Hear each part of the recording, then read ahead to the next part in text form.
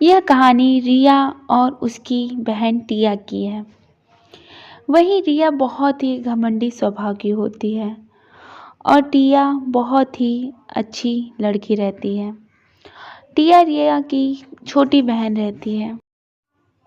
दीदी, आज मेरे साथ आप शॉपिंग के लिए चलेंगी? बहुत दिन हो गया है।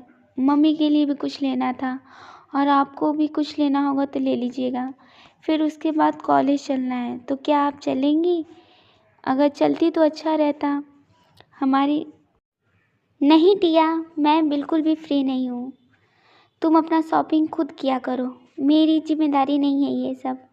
और हाँ, अपने काम से काम मतलब रखा करो। फालतू का मुझसे बात करने की ज़रूरत नहीं है। अपना रास्ता अपने तरफ रखो, मेरी तरफ नहीं। इसके बाद रिया वहाँ से चली जाती है और टिया रिया की बिहेवियर को देखकर बहुत ही दुखी होती है। वहीं दूसरी तरफ टिया की माँ की सहेली आई रहती है। अरे शांता, तू तो बहुत दिन बाद मुझसे मिलने के लिए आ रही है। सब कुछ ठीक तो है घर पर? कुछ हुआ तो नहीं है? ऐसे ही मिलने आया करो। और हाँ, तुमसे कुछ ज़रूरी बातें भी करनी थी। निर्मला, मैं तुम्हारी बातें समझ गई हूँ। अरे रिया बेटा, सुनो, कहाँ जा रही हो?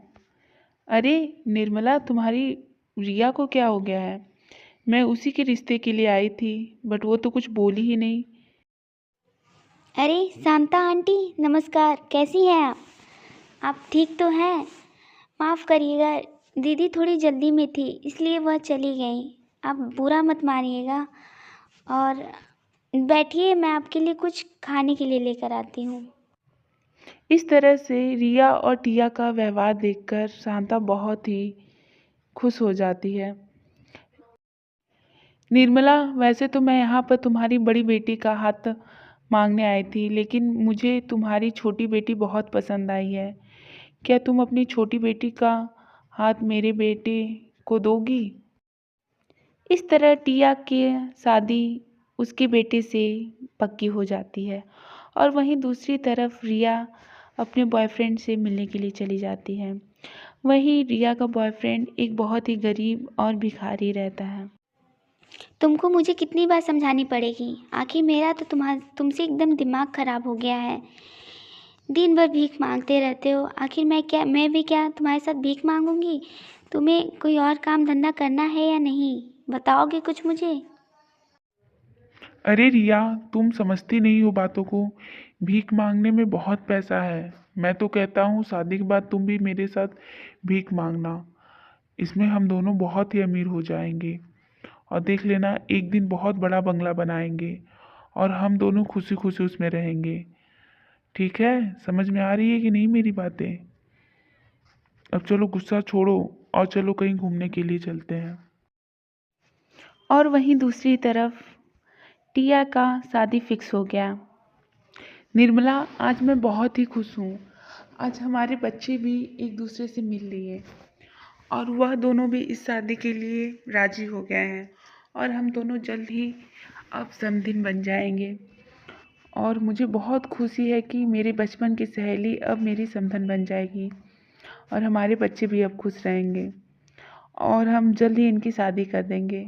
चलो अब मैं चलती हूँ। वहीं दूसरी तरफ रिया अपने बॉयफ्रेंड भिखारी के साथ भागकर गांव चली आती है और अपने सामान को भी लेकर चली आती है। देखो रमेश, मैं तुम्हारे साथ भागकर गांव में तो चली आई, लेकिन मैं यह काम नहीं करूंगी भीख मांगने का। तुम्हें भी कोई और काम ढूंढना पड़ेगा, नहीं तो मैं घर छोड़कर चली जाऊंगी। और वैसे भी मैं अपने परिवार वालों को तुम्हारे लिए छोड़कर आई हूँ। अब मैं वापस भी नहीं जा सकती और मुझे कोई अपनाएगा भी नहीं, इसलिए तुम्हें कुछ करना पड़ेगा। देख रिया, तुझे इस घर में रहना है तो मेरी मर्जी से रहना पड़ेगा। मैं तुम्हारा कुछ हूँ नहीं, नौकर नहीं हूँ। मेरा भी काम है, मैं भीख मांगता हूँ और अब से तुम्हें भी यही काम करना पड़ेगा, नहीं तो तुम यहाँ से जा सकती हो। और वहीं दूसरी तरफ टिया अपने पति के साथ शादी कर कर खुश रहने लगती है।